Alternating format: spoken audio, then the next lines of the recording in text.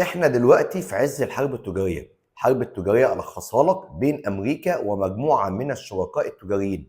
أكتر ثلاثة مهمين للاقتصاد الأمريكي: الصين، أوروبا، كندا. وترامب عارف إن الثلاثة دول بالنسبة لهم السوق الأمريكي هو أهم سوق، وكل منتجاتهم أو 70% من إنتاجهم بيروح على أمريكا.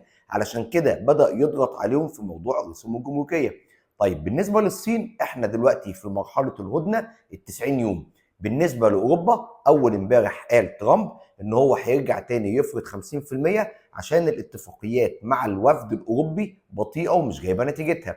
اما فيما يخص كندا، الدنيا واقفه على ال 25%. وطلع شويه تصريح من المحافظ المركزي الكندي بضروره التوصل الى اتفاق تجاري مع امريكا. الراجل بيعترف من كندا ان السوق الامريكي اكبر سوق للمنتجات الكنديه، وهو عايز يحافظ على السوق ده، علشان كده هيحاول يوصل لاتفاق.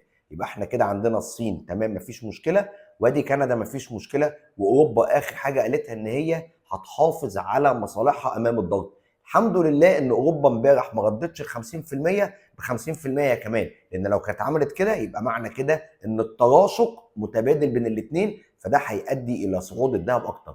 هشوف على مدار اليوم، وعندنا بالليل تصريحات باول فيما يخص الفايده، هديكم تحديث اول باول.